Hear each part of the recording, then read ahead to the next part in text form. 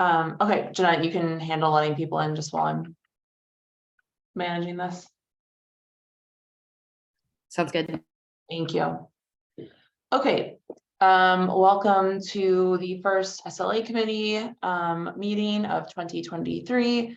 My name is Michelle Cooper-Smith. I'm the chair of the committee. Just gonna go through a few guidelines before we get started this evening. So as you just heard, this meeting is being recorded. Please sign into the chat with your name and affiliation if relevant in the chat box. This is for attendance purposes. The chat is only used to sign in, sign up to speak, or to ask about technical issues. The chat goes to the host only.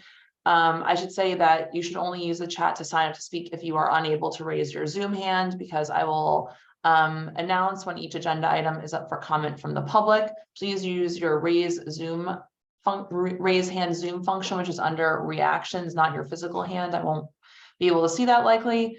I will recognize speakers in the order that I see the hands. You will be given a maximum 2-minute time limit, but I reserve the right to make that time shorter. If you speak out of turn, you will be muted and removed from the meeting. If you are representing a group, please select no more than 2 speakers to speak on your behalf. We will note the number of attendees supporting or opposing the item if you're here with many people, but we'll only let 2 speak. As I said, please keep yourself muted unless you've been recognized by me. We will remove you from the meeting. Just before I stop sharing my screen, if you're here for any of the items that have been withdrawn, number 3 and number 8, they will not be heard tonight. So please keep an eye on the agenda going forward, but we will not be discussing them this evening. I think I'm going to more or less go in order, except for number 2, we'll do at the end because that's mainly a committee discussion. Yeah, so the first order of business, I'm going to stop sharing my screen. The first order of business here is to do an approval of the previous month's minutes. Does anyone on the committee have any objections to last month's minutes? That would be December 2022.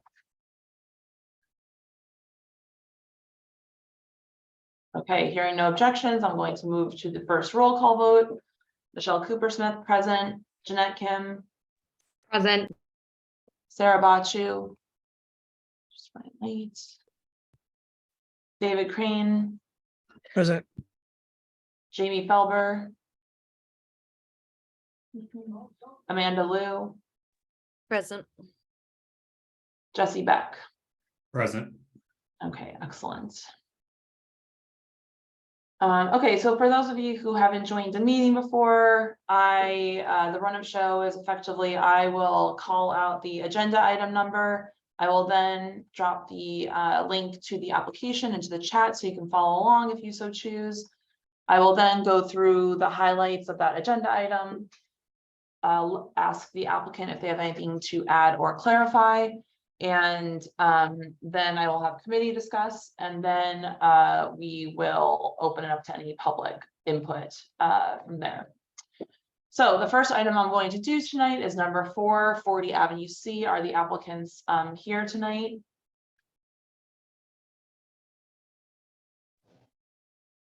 Number 4, 40 Avenue C? Yes. Hi. Okay. All right. So here is the application for that one.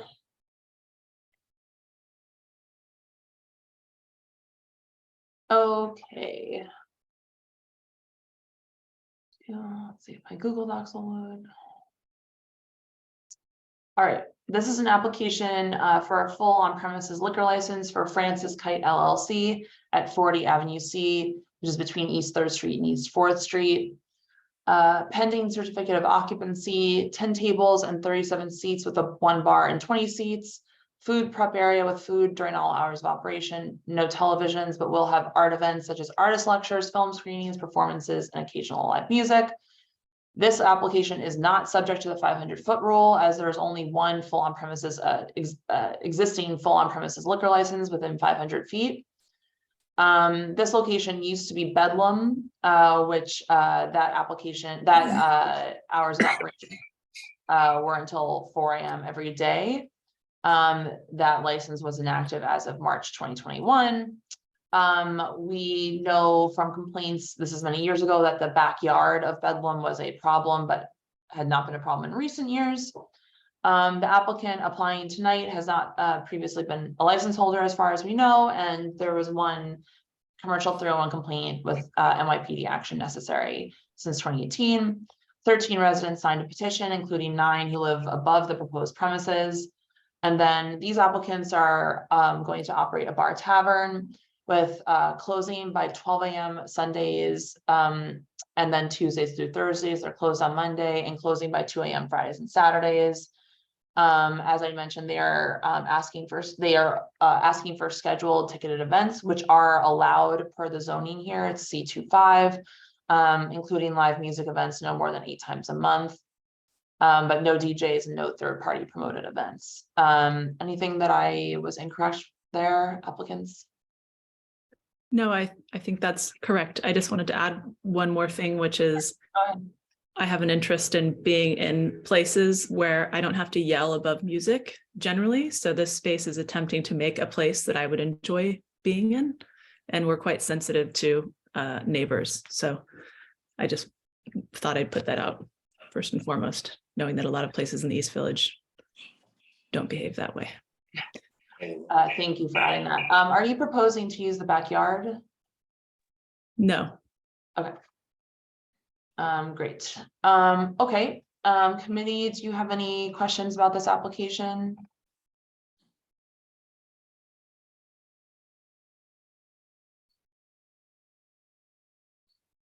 Okay. Are there any members of the public here to speak on this application? This is number 4, 40 Avenue C, Francis Kite LLC. Please raise your Zoom hand if you are here to speak on this agenda item, if you're here from the public.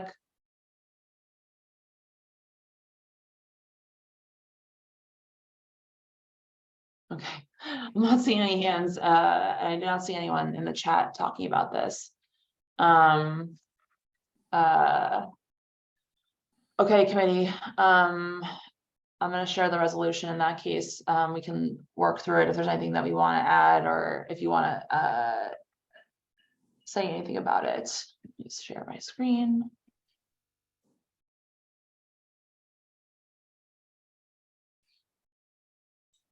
How do we do the chat? Oh, sorry, please mute.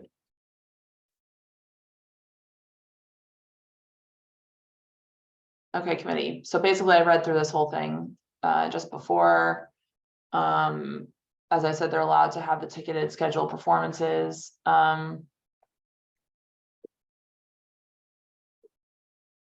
Live music, but it's ambient background music only, no entertainment level, no backyard.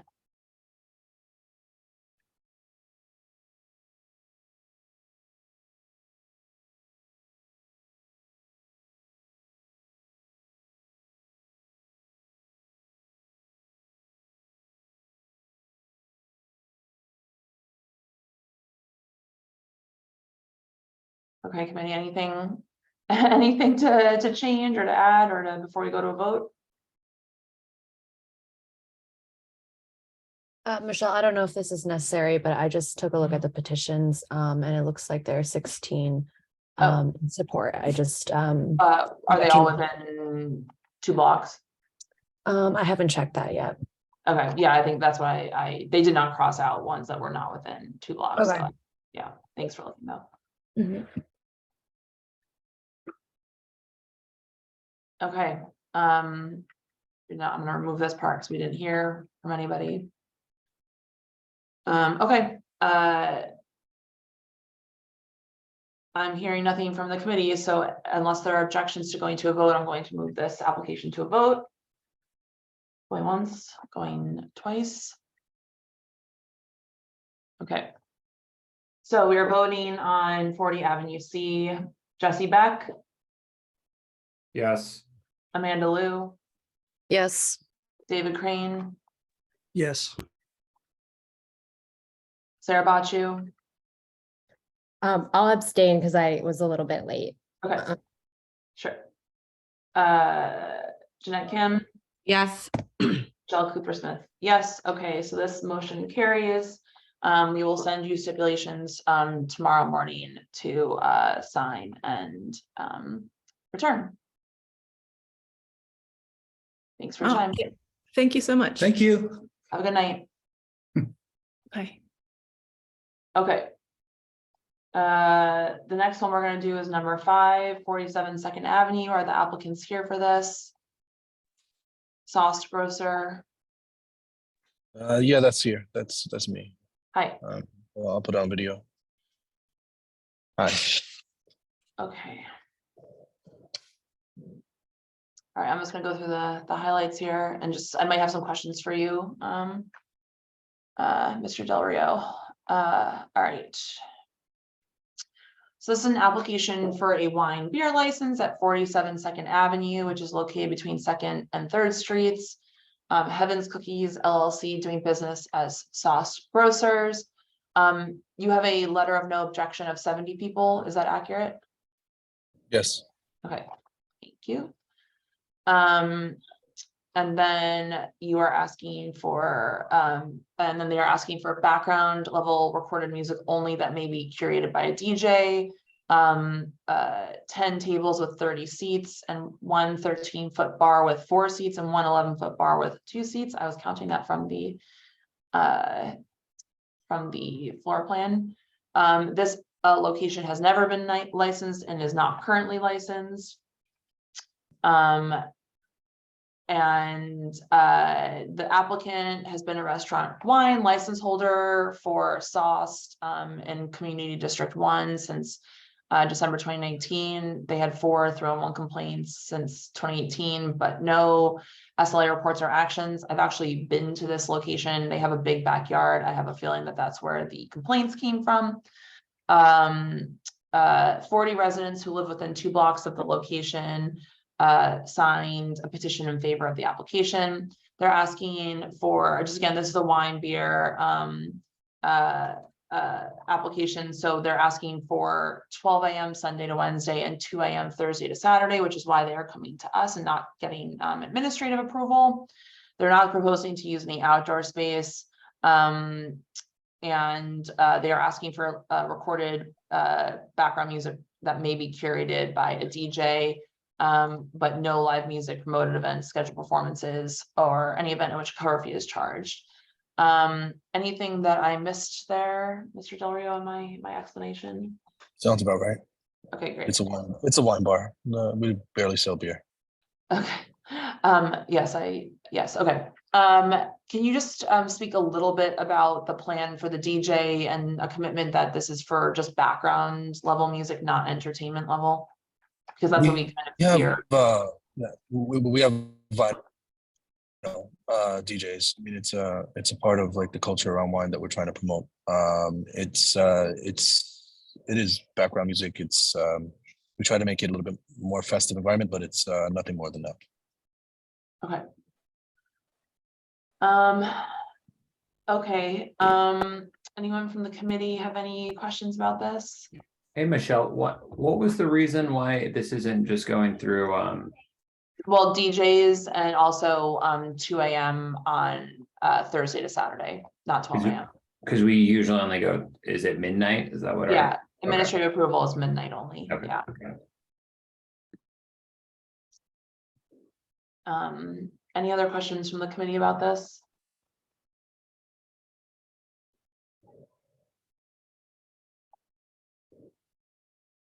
Okay.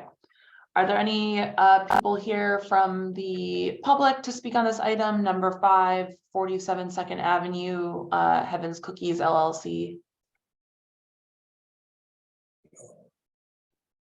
Please raise your Zoom hand. Okay, Sarah, go ahead.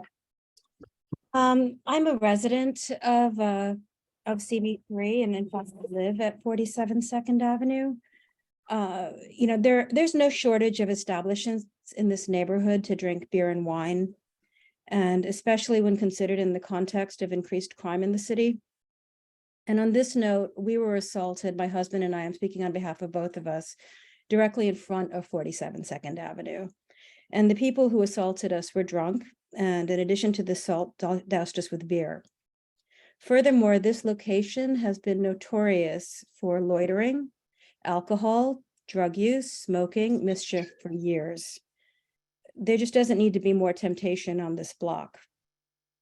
And some of the loitering comes from the men's shelter on 3rd Street, and, you know, completely support the mission of the shelter and helping people get back on track, but don't really see a reason to add temptation with more establishments serving beer and wine in that proximity. I mean, I know you're saying the DJ music will just be for background, but as somebody who lives directly above that space, I can say that sound travels through this 150-year-old plus building through the cracks directly into the building. You know, some sort of question about sound abatement would need to be addressed. That doesn't violate quiet enjoyment and the decibel levels. You know, historically, there was a tattoo parlor there, and I can say from living there, you could hear the tattoo, you could hear the devices in the apartment. You know, additionally, with the loitering, there's the smoking, and that also goes right directly into the apartment. I would want to know that there is going to be some control about this outside of the establishment. In addition, I don't know if the 500-foot rule applies here, but I would be interested to know what the results of that study were. Could you wrap it up, please? Yep. And again, as a building with rent stabilized units, I think it's important to encourage more families to live in this building, in this neighborhood, and more establishments like Timbuktu, which sadly lost their lease after 20 years, and businesses that encourage culture rather than another alcohol establishment. Okay. So, thank you for your Thank time. you. Anyone else here from the public to speak on this item, number 547 2nd Avenue? Please raise your Zoom hand.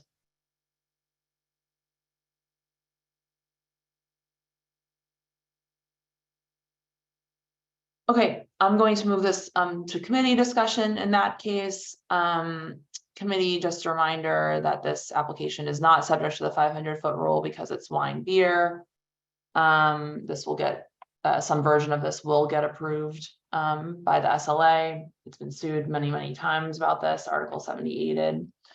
So given that it's wine beer, I would suggest that we add a stipulation that we typically do that says they will add soundproofing in consultation with a sound engineer to ensure that sound is not audible in the surrounding apartments. Is there any objection to adding that, committee? No objection. No objection.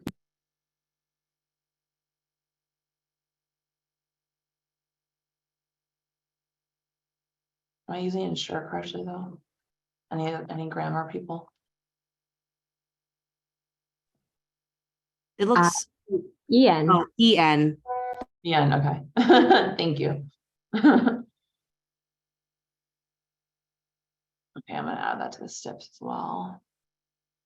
The applicant had already said it will add soundproofing, so I don't think that this will be an issue.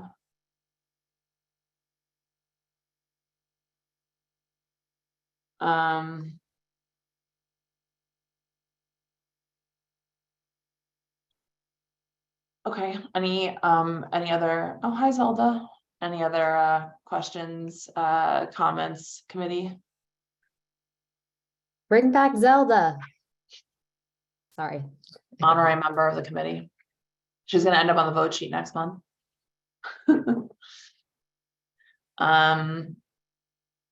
Committee, any other comments, questions, concerns? I've basically read the resolution out loud.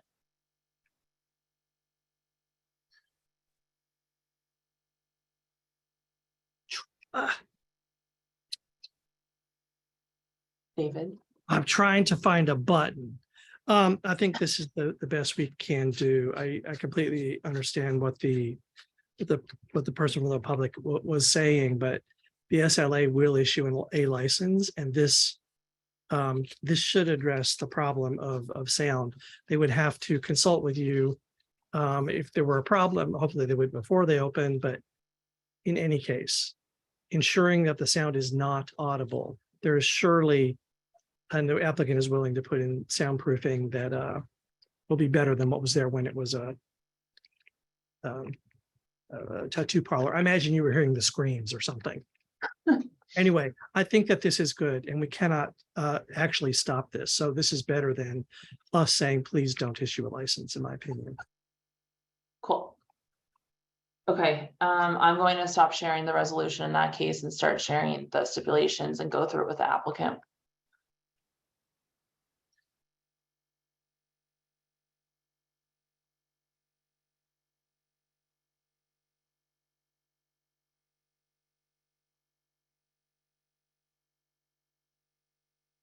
Okay. So this is an application for a wine, beer, and cider license at 47 2nd Avenue for Heaven's Cookies LLC. It's a cafe / wine bar. As we said, opening no later than 12 p.m. and closing 12 p.m. all days. Sorry. And closing by 12 a.m. Sunday to Wednesday and 2 a.m. Thursday to Saturday. No outdoor use. They will install soundproofing in consultation with the sound engineer to ensure that sound is not audible in surrounding apartments. It will close any front or rear facade doors at 10 p.m. every night or when amplified sound is playing. It will have no live music, no promoted events, no event with a cover fee, no scheduled performances, no more than 2 DJs per week. David Lloyd just finished running through and then we can talk. If it has a happy hour at months end at 7, no unlimited drink specials, no wait lines, staff person responsible for ensuring no loitering. David, go ahead. You're on mute. I was going to want to discuss the open. Oops, sorry, you just got muted again.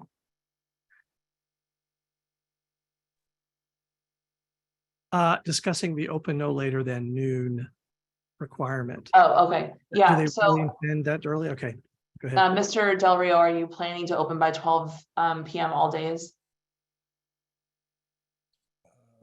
Within reason of our business, yes. We're working on a cafe model that we want to include in it. I've operated another cafe in Williamsburg in the past. So the There was reason why success David is there, bringing this but, up is because your it's- license will require you to open by 12 p.m. if you put it on there. If you have to commit to opening at no later than 12 p.m. every day. If you're not committed to doing Is that, we there- should change the opening time. To something Okay, so that, can we change the opening time, but I can still open at an earlier hour if I Yes. wanted to change? yes, Okay. that's why opening no later. Okay. Yeah, so we like an hour, which means that you're not going to be a late night bar. But I think that noon is earlier than you actually want to guarantee to us. It's going to require, from our perspective, a couple things to come together. We are working on a partnership with the Bicyclette Bakery in Williamsburg to be able to do the grocery component that we want to be able to offer. Okay, That's so not what will be a more that's not- accurate time that you're going to be open by? definitely by 4 o'clock. Okay. Okay. Thanks for calling that, David. Okay, Mr. Del Rio, everything else looks good? Yes. Excellent. I'm gonna stop sharing my screen in that case. Committee, any objections to going to a vote? Speak now or forever hold your peace on this one.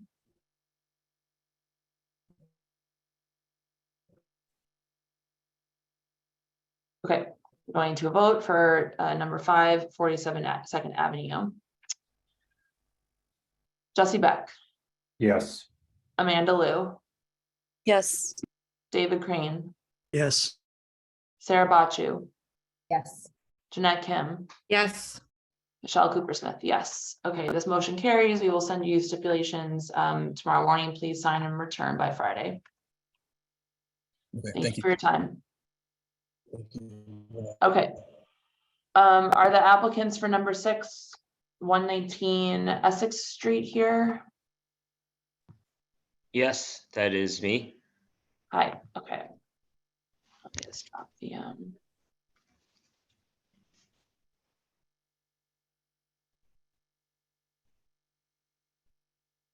1 second.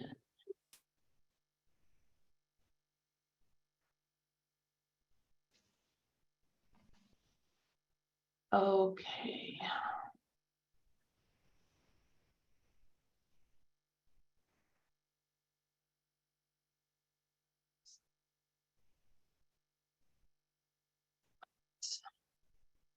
Okay, no, I may ask you some questions as I'm going through this. Understood. Okay, this is an application for a liquor, wine, beer, cider catering license, which I think we've only had like 1 or 2 of these before, but committee, for your context, it means that it is only for private events. No one will be able to walk off the street into this place. It's not open to the public, so it's only for private parties. It's not like catering, like bringing food out. It's for events, private events at the space. There's a pending certificate of occupancy, 26 tables and 54 seats with 1 ground floor L-shaped bar. The question I had was, how many seats are at the bar, Noah? 0. Oh, so are you serving drinks from that bar? Yeah, yes, in a standing capacity or seated at a table. Okay, got it. We asked for the number of seats at any place where you will be serving drinks from. That's the idea, not just a service bar. New American cuisine prepared in a full kitchen and food prep area, food served during all hours of operation. The proposed hours of operation are opening by 12 p.m. and closing by 2 a.m. all days. I explained what a catering license is already, but the premises are never open to the general public. I included a clause in here about the definition from the SLA. My understanding is that the premises will function as a coffee shop that does not serve alcohol during the daytime hours and will have private events in the evening with liquor served in line with the proposed catering license. There are 34 full on-premises liquor licenses within 500 feet. There's an active beer wine license here since 2017 and expires in 2023, February 2023, next month, thank goodness. Prior to that, there was a bar called Brandon's here that did have full liquor. That was 2 a.m. Sunday through Wednesday and 4 a.m. Thursday through Saturday. There was only ambient recorded music. So this applicant has never previously been a license holder, but has worked as a chef in New York, Los Angeles, and Italy for 9 years. A representative from the LES Dwellers wrote that they had no objection to the application, provided it is a catering establishment that is not open to the public. 9 residents who live within 2 blocks signed a petition, including 4 who live above the proposed premises, signed a petition in favor. As I said, closing by 2 a.m. all days, no outdoor space, ambient recorded background music only. Anything that I mess up there, Noah? No, I think that sounds pretty good. Excellent. Okay, committee, any questions about this application?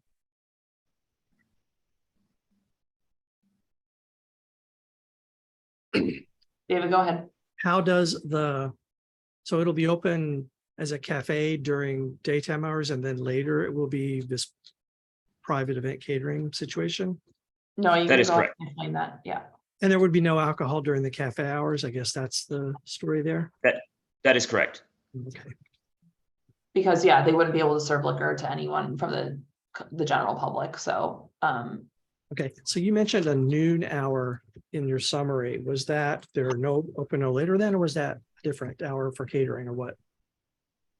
So I think that it's okay to put that, well, just from a technical standpoint, I think it's okay to put that, David, because I guess hypothetically, he could have a closed catering event, during the day. I don't know if Noah, you propose to do that, but that would be the idea, is that he wouldn't be able to serve alcohol unless it was a closed event, but putting 12 p.m. would give him the ability to do that during the day. So these kinds of licenses do have a earlier and late date. I mean, I know the actual SLA license typically just has a close by. Yeah, I mean, we could put later if if you think. Well, no, I was just wondering, what is that noon hour? Are we saying open no earlier than, or is Opening it? no later than, That's what I meant.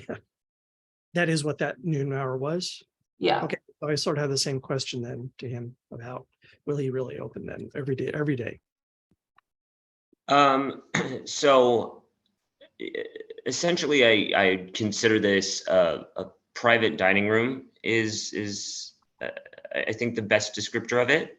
And so for clients of mine and people that like to host food specific events, so call it a luncheon, perhaps during the post noon hour. There's not a guarantee that there's going to be an event every day. So maybe I'm not entirely sure how to answer that question.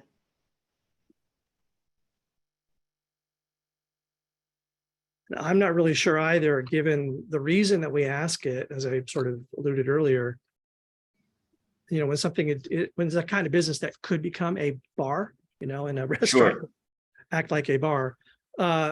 We want to ensure that it has a component of not being just a late hour establishment. So I'm not sure, Michelle, do you have thoughts, or other committee members, or do we want to defer this until later in the discussion? I think we should probably put noon if that's when he's intending to open. But we could put later, and then just, you know, I don't think there's any harm in putting it later. There's no prohibition. I mean, I'm happy saying noon, but that may be a bind on him. If you're open, if you don't open until 4 p.m. on some day, that could be a violation of your license. You may open earlier. We just don't want you to say 10 p.m. because that means it's only a late night establishment. You know? Understood. So would you feel more comfortable if we put like 5 p.m.?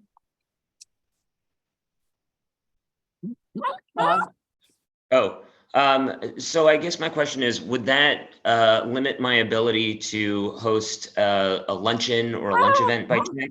No. No? Then 5 sounds good. Okay. We just like to aim to be accurate. Of course. I appreciate it.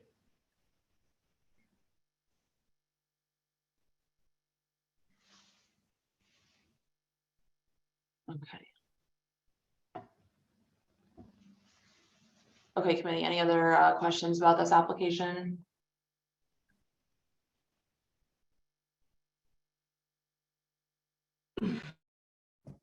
So I'm getting a little bit confused.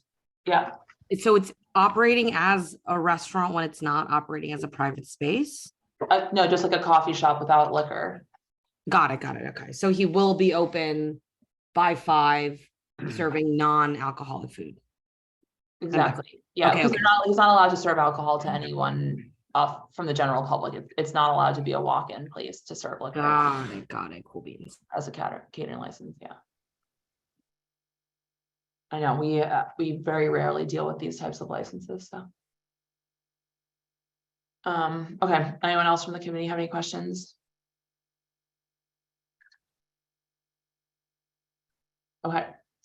I am going to share, oh, sorry. Anyone here from the public to speak on this item number 6119 Essex Street, please put up your Zoom hand. Now it's under reactions, raise hand.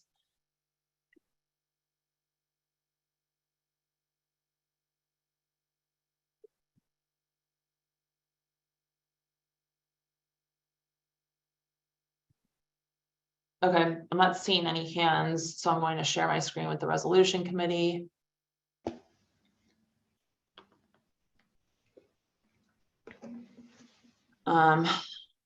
Okay, all of this is what I read out loud. History about Brannan's, description about the coffee shop. Here's the direct quote from the SLA website. And then I changed this to 5 p.m. Committee, any changes or questions about the resolution?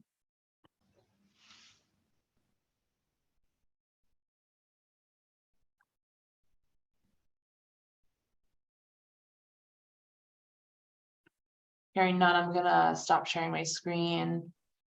And then now I'm going to share the stipulations. So Noah, this part is for you. Please pay attention and make sure that all of this is accurate.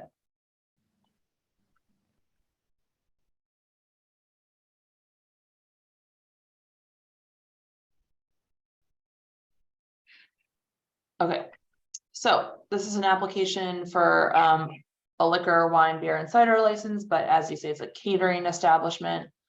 And hours of operation, opening no later than 5 p.m. and closing by 2 a.m.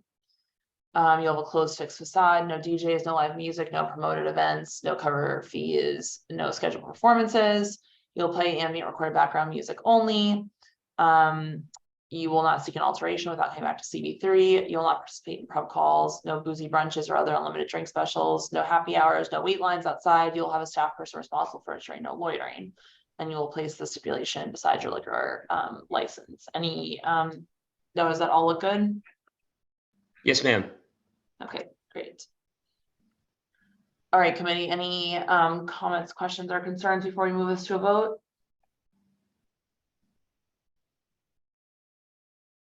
Okay, stop sharing my screen. Moving to vote for number 6, 119 Essex Street. Jesse Beck, Yes. Amanda Liu, Yes. David Crane, Yes. Sarah Bachu, Yes. Jeanette Kim, Yes. Michelle Cooper Smith. Yes. Okay, this motion carries. We will send you stipulations to sign tomorrow. Please return them to the office by Friday. Thank you for your time. Thank you. All right, are the applicants for number 7 Fly Fish Club 141 East Houston Street present? Yes, hi, Michelle. We are here. I'm here with my clients. Hi, I don't. Okay, one moment. Let me just drop the questionnaire in the chat.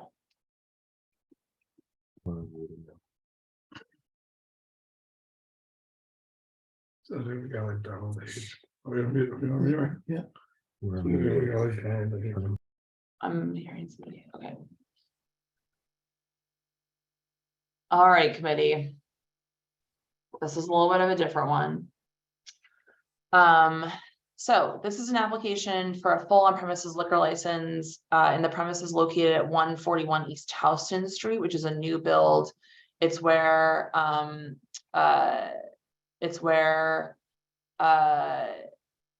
Sunshine Theater used to be. And it is for 3 levels of what is a office building. So the ground level, the cellar level, and the sub-cellar level. And it's between Forsyth Street and Eldridge Street. So it is an application for a private dining club that's spread across those 3 floors, a pending certificate of occupancy. 34 seats with 107 seats, 1 bar with 20 seats on the ground floor, 1 table and 20 seats on the cellar level, which I believe is the private dining room. Then 21 tables and 67 seats and 1 26-foot bar with 8 seats and 1 food counter with 14 seats in the sub-cellar level. They'll be serving raw bar and continental food prepared in a full kitchen, also at a prep counter. Food available during all hours of operation. Ambient recorded background music on the ground level and cellar level, and then ambient recorded background and live music and DJs on the sub-cellar level. There are 15 full on-premises liquor licenses within 500 feet per the SLA map. Part of the application, if you want to scroll through it, was a sound study from Acoustalog about the proposed backyard courtyard area where the applicant would like to play music. They also provided a traffic study that suggested the applicants take several actions to mitigate any adverse traffic impacts, including requesting a sign change from no parking to no parking anytime from no standing anytime, which is currently the front, which would, I'm sure, be problematic for like drop-offs and whatnot. No valet services, that sort of thing. The applicant has worked in the New York hospitality industry for more than 2 decades, including as a founding partner of the Empayon Restaurant Group, and also sushi restaurant in the financial district. One of the Empayon restaurants is in our district on St. Mark's and Avenue A on the corner. At that location, the applicant has had 3 SLA disciplinary fines, 1 for a COVID violation, 1 for a failure to conform, and 1 for a noise violation. Okay, just bear with me. This is sort of a long wind up here. So the co-op board president at 212 Forsyth Street, who also used to be an esteemed member of this committee, wrote to us an objection to allowing the backyard area. All of the bedrooms to 212 Forsyth Street are just directly above that proposed courtyard, and also the new building, there was a wall that separated them from East Houston, which has been lowered, so it's already a problem. We received a letter from the First Avenue Street Block Association that it was also opposed to the use of the backyard and the overall application based on the 500-foot rule, but that the inside hours and operating protocols were acceptable. 4 character witnesses, including 3 residents of our district, wrote in favor. 35 residents who live within 2 blocks, including 6 residents of the adjacent building on East Houston, signed a petition in favor. Okay, now bear with me on the hours. So they're asking for ground level 12 a.m. Sunday to Thursday and 1 a.m. Friday to Saturday. The cellar level, which is the private dining, 12 a.m. and then the sub-cellar level closing by 2 a.m. all days. And again, just a reminder, they're asking for the backyard. And then DJs in the sub-cellar. Okay, anything that I missed there? I know that was a long one, Donald. Yeah, thank you, Michelle. I appreciate you doing that. I want 1 or 2 corrections, but before I get to that, if I may, just introduce my clients first. So the 3 of them are sitting together. You'll see David Rodolitz. David is the founder and CEO of the Flyfish Club. He has over 20 years experience in hospitality as an owner. And he's owned establishments, including James Beard nominated restaurants, fast food concepts, and some iconic bars and lounges. To the, as you face him to the left of David, Josh, give a wave so they can see you. To David's right, but our left, is Josh Capon, the Chief Culinary Officer. He worked at Arowell, for David Burke at Park Avenue Cafe, Charlie Palmer,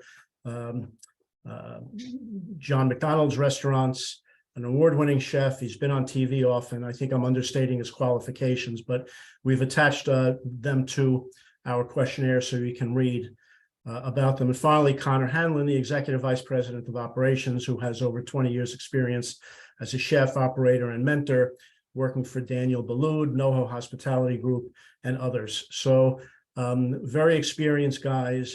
And what they are doing is partnering together to create a first of its kind culinary driven private members club in the office building at 141 East Houston.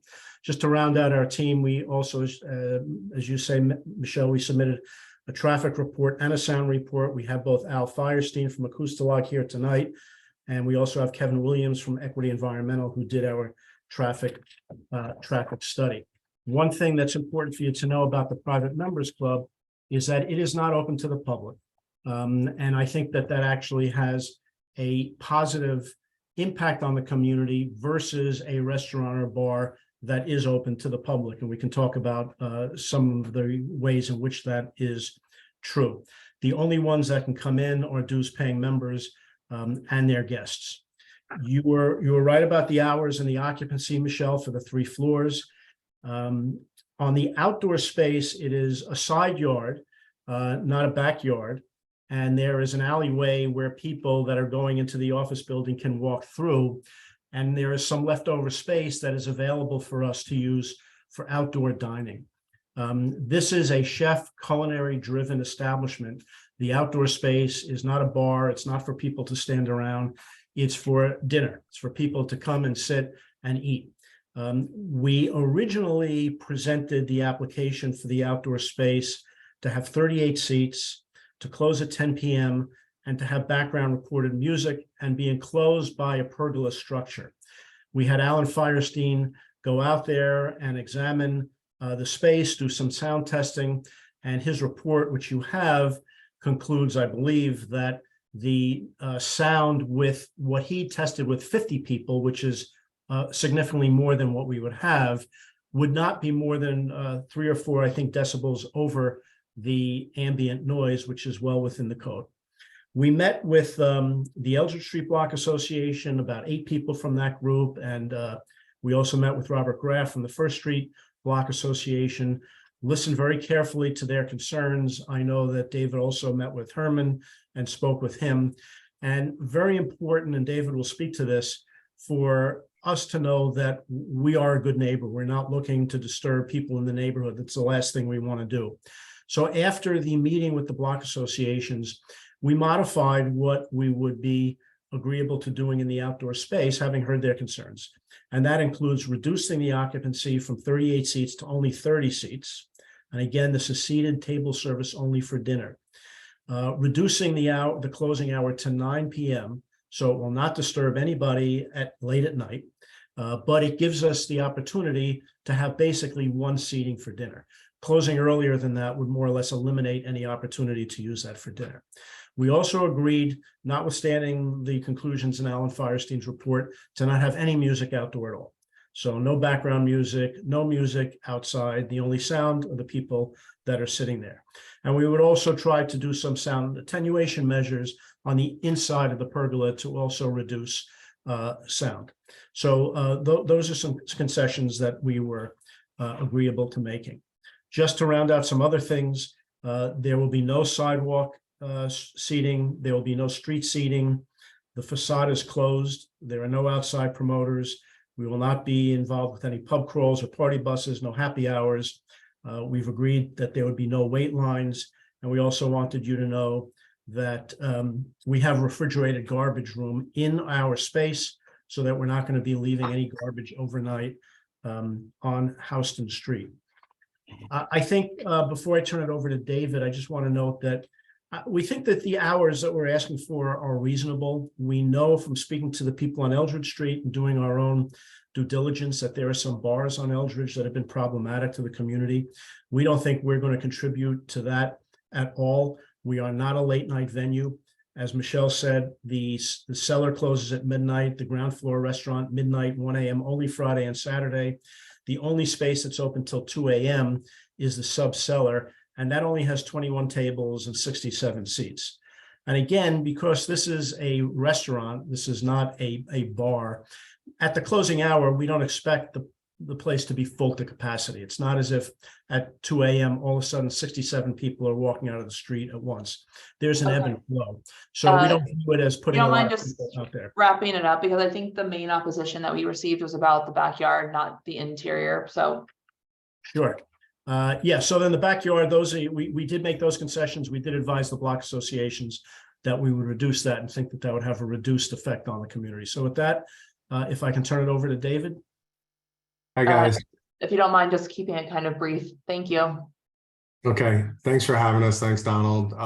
As Donald said, Flatfish Club is a members-only dining club with a very strong culinary focus. It consists of a members club with events, wine and cooking classes, and community. What we envision at 141, just to showcase you the different spaces, is a main dining room on the ground level. All of our back of house infrastructure on the cellar space with one private dining room for special occasions, and then a cocktail lounge down in the sub cellar and a Japanese omakase room, which is a Japanese experience where you entrust a chef to curate a meal for you. We come to this project and your neighborhood with 70 plus years of operating experience at the highest level of the dining scene. I co-founded Empeon. It's a 3-star New York Times restaurant and a James Beard finalist. Donald spoke about my partners here, who are both very beloved chefs and personalities. Josh was formerly of Laura Bowery Meat Company, Rachel Ray and Bobby Flay very often, and the Thanksgiving Day Parade you could find him at. Connor Hamlin operated on behalf of Andrew Carmelini, oversaw 17 restaurants across the country. Before that was David Balloud. We're hospitality professionals. This is not a bar. This is not a club. I'm sure it'll come up. We're not cryptocurrency guys. We decided to create a members club because we and our supporters, they like tailored experiences, and we believe we're capable of creating that. We decided to do it on the blockchain because I'm sure it'll come up rather than a traditional model, because we actually believe it creates. Can you please wrap it up? I'm so sorry, but I really said that they only care about the backyard for the most. That's so please just wrap it up and we can answer questions. I'll wrap it up. Thank you, guys. We come to your community with excitement. We're humbled. We're listening. We want to be understanding. We're not looking to disturb. We're operators. We want to be there. We want you guys to be there. We'd create preferred membership pricing for the community. Yeah, we want our chance to show you guys what we could do. And we appreciate you guys' consideration tonight. Okay, thank you. All right, committee, do you have any questions about this? I think sorry, may I? Yeah, go ahead. The only concern that I have is with the courtyard, like it just seems like trying to shove something in a space that really shouldn't be there. I wonder what the community feels about 9 PM, because I think the opposition received might not have addressed those specific closing hours. Although I will say, like, I mean, if they have 3 indoor floors, like, I don't know, like the extra 30, like changing the capacity of it. As someone, I don't know, we all live in New York. We all know how much noise like travels upwards. So it's concerning to me that they want that outdoor space. I just don't think it's appropriate for the location, but willing to hear what the public has to say on the hours. Okay, thanks, Jeanette. Yeah, I would echo the same thing. It would be helpful to hear now that they've changed their model outside to no music and 9 PM. That would be helpful to hear how people think about that. Anyone else here from the committee that want to ask a question before we go to the community? Okay, Herman, I would especially like to hear from you. But I don't see your hand up. So I'll call on you once I see your hand up. Well, Herman, go ahead. okay, let's put it this way. I'm really concerned about the number of liquor license in the area. And I'm not sure that this community board anyway take the number of bars in an area as something that is an action to be taken. But with this operator, and I have no idea, I've never gone to anywhere they were going, but from my experience, and my desire is, if this is approved, that there is no business done. It is not a courtyard. It's a alleyway. It's a tunnel between the building that Yonah Schimmel is in. Most people know where Yonah Schimmel is, and the existing building. We have suffered ordinarily, sound or no sound. The sound person is not there at 9 or 10 or 11 o'clock at night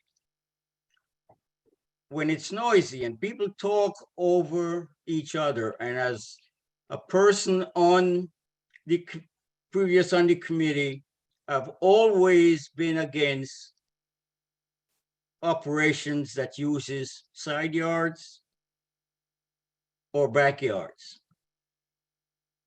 And I'm very adamant against having any kind of situation. Talking about a pergola, as a contractor, I know what a pergola is. And it does not retain, it doesn't stop any sound from realizing all over the place. My situation is that there's too much liquor license in the area, and I'm not sure how it's going to happen. But for me, where it is my building, 212 Forsyth Street, our backyard used to be protected when the Sunshine Theater was there. After they removed the Sunshine Theater for some reason or the other, that portion of that connection was lowered to 12 feet, which means every sound that comes from East Houston comes right through that area. And the fact is that the gate or the barrier from Houston Street is actually made with corrugated iron, and it's not a full door. It's not a full door.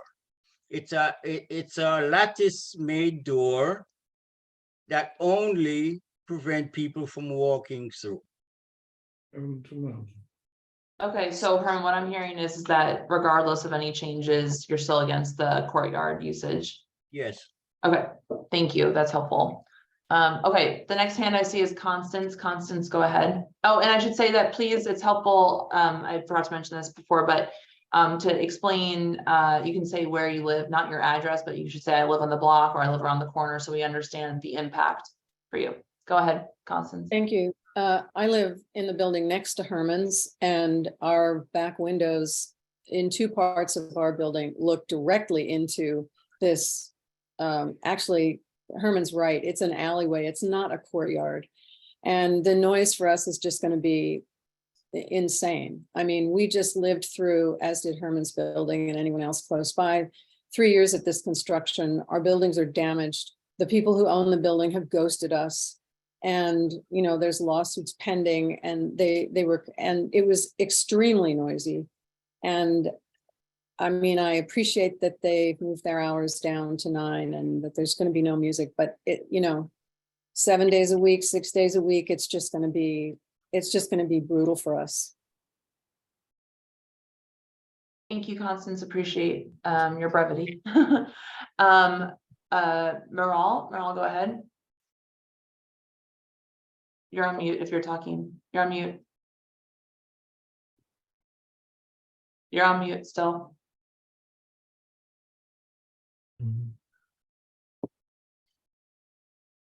Meral, you're on mute.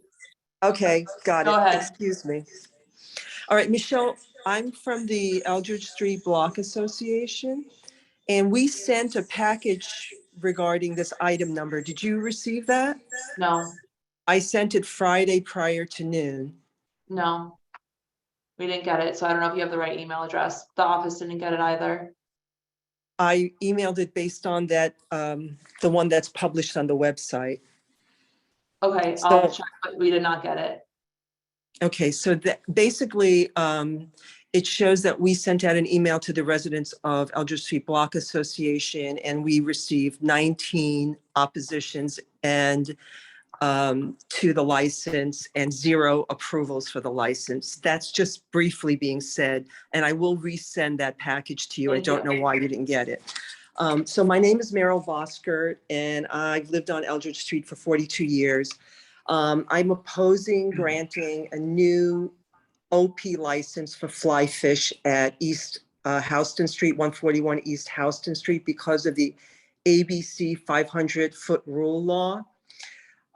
As you said, we already have 17 liquor licenses within 500 foot, though the SLA map showed 24, but I think that included liquor stores and wine and beer.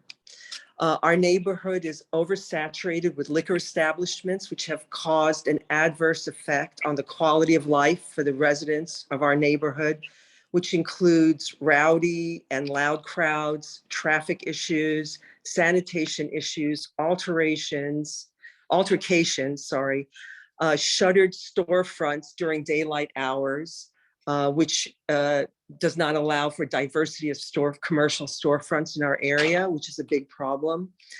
The applicants are also requesting the use of an outdoor courtyard space as part of their operation. The courtyard is located at the side of the building and abuts the backyards of the buildings that are situated on both sides of Eldridge and Forsyth Street.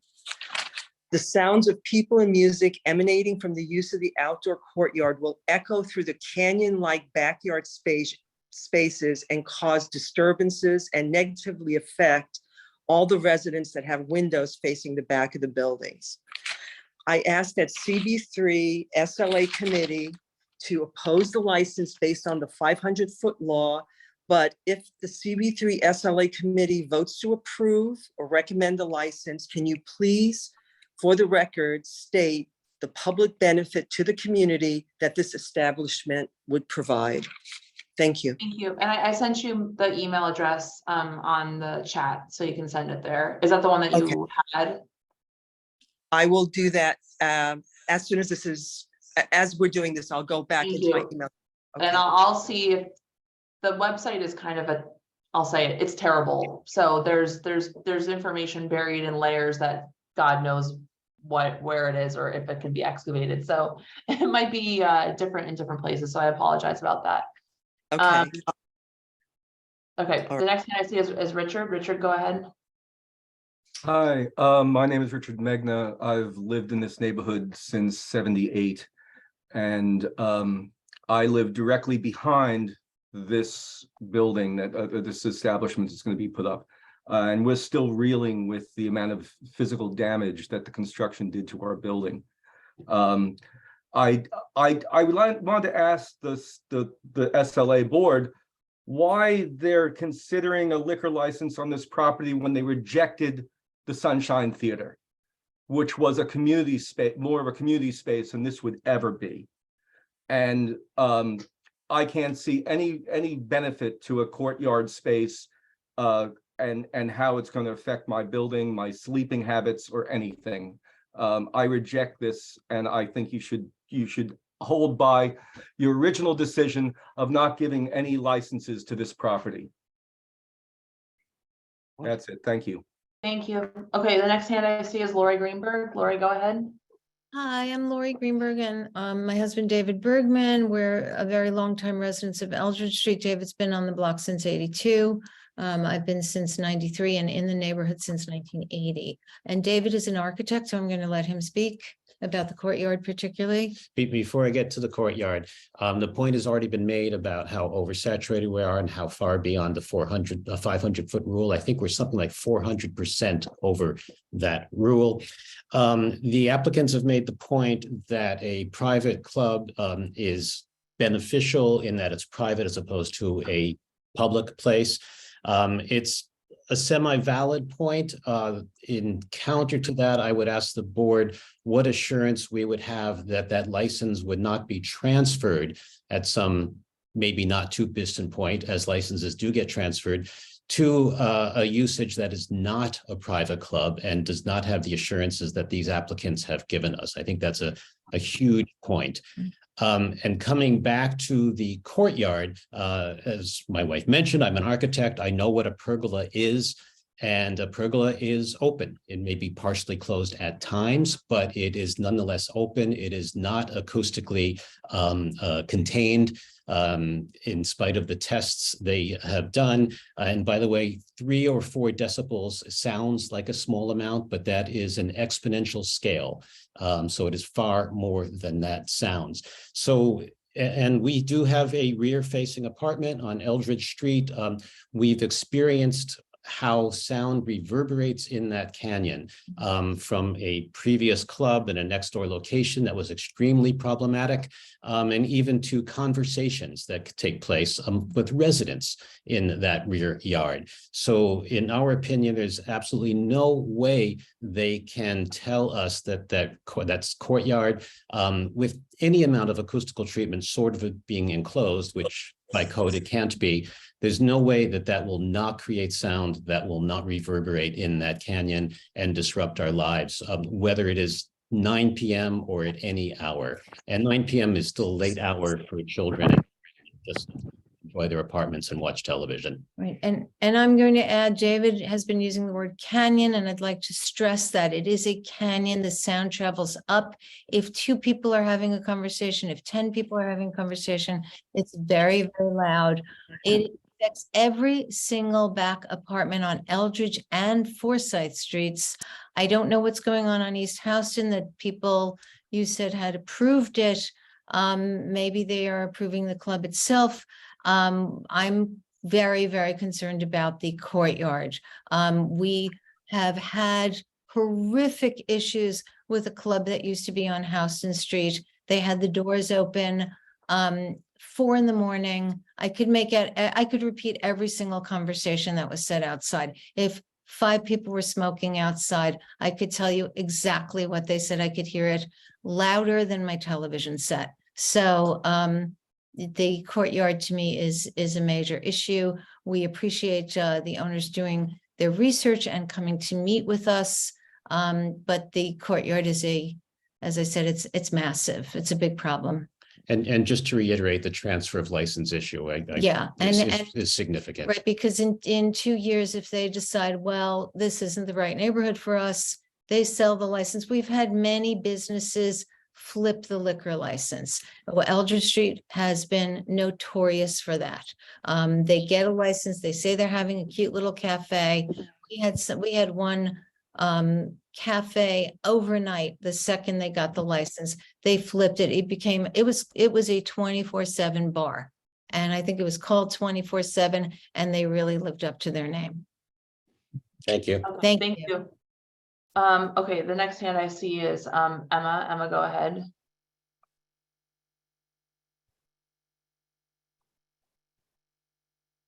Hi, sorry about that. Listening in the background.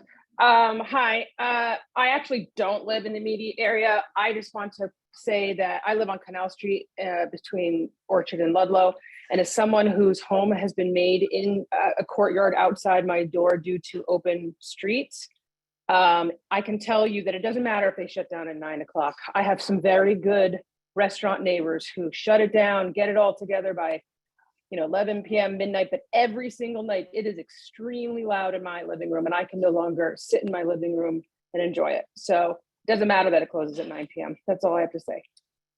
Thank you. Okay, the Thanks. next hand I see is Lorena. Hi, everyone. I live at 237 Eldridge Street. My apartments face the back. 2/3 of my window are exposed to the back. And currently, I've been here since 2013, and I clearly can hear conversations from Eldridge Street, from the clothing concept store on Stanton Street. So much so that I look out my window and believe somebody's outside of my windows for both bedrooms. And that's just voices that are open in the air. I can only imagine the power of those voices so concentrated in that proposed outdoor space. So based on my experience in this apartment, I clearly hear the voices carry through. With my windows closed currently, and I imagine like during the summertime or warmer temperatures when my windows are open, it is so loud I have to close my doors just to be in my living room. So, and I sleep with earplugs as well. That's how clear the voices are, and I can hear music too. From whatever establishments, it's either coming from the bars on Eldridge or from the concept store on Stanton. So I'm opposing the use of the outdoor space. Thank you. Okay, thank you. The next hand I see is Bob. Bob, go ahead.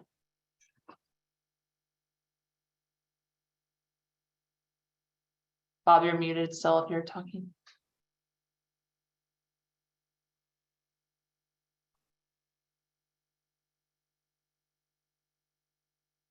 I can see him talking and we still don't hear him, Michelle. All right, I'm gonna go to Jonathan, then we can come back to you, Bob, while you work out your tech issues. Jonathan, go ahead. Michelle, how do I raise my hand? How do I get my hand icon activated, please? Hold on one second, Bob, I'll call on you next. Oh, wait, there's two different Bobs, Robert Graff and sorry, Robert, I always call you Bob, Robert and Bob's iPad, but Robert, I'll call on you in a minute. Jonathan, your Mac, go ahead. Thank you, Michelle. I would just like to say that, I'm the owner and developer of the asset, and we have a lot of people who have expressed a lot of interest in coming and leasing the space. And David and Josh and Sean and their team are far and away at a level that is really sort of unrivaled in terms of the level of professionalism and high quality that they want to bring to the space. And so while I do fully appreciate some of the concerns, I would just hope that all of you would think about the who is behind this organization and what they're doing. And I think they're really going to be doing something that's interesting and unique and not disruptive to the neighbors or the neighborhood. And I hope that will be considered. Thanks. Okay, Robert Graff, go ahead. You're on mute, Robert.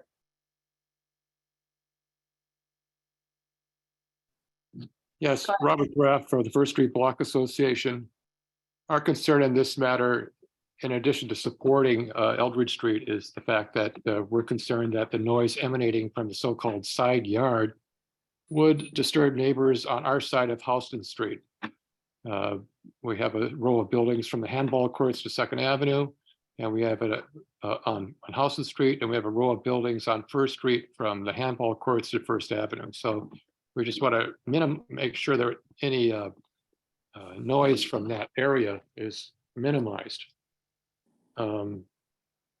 It's pretty clear. We had a very cordial meeting with the applicants, but it's pretty clear from what everybody else is saying that we disagree about how we can about their proposed use of the side yard. Our architect, David, who already spoke, was not convinced that a lowered pergola would suppress restaurant noise in a side yard that is essentially an echo canyon formed by building 141, the Fly Fish building, residential buildings on 3 sides. The Eldridge Street buildings have already spoken. And then there's an opening on Houston Street, which Herman has spoken about. Eldridge Street residents are down the alley behind 141. Back windows of Forsyth Street residents are almost immediately above the canyon-like side yard. These residents will surely be disturbed by up to 30 people dining under the windows, even with the applicant's concessions.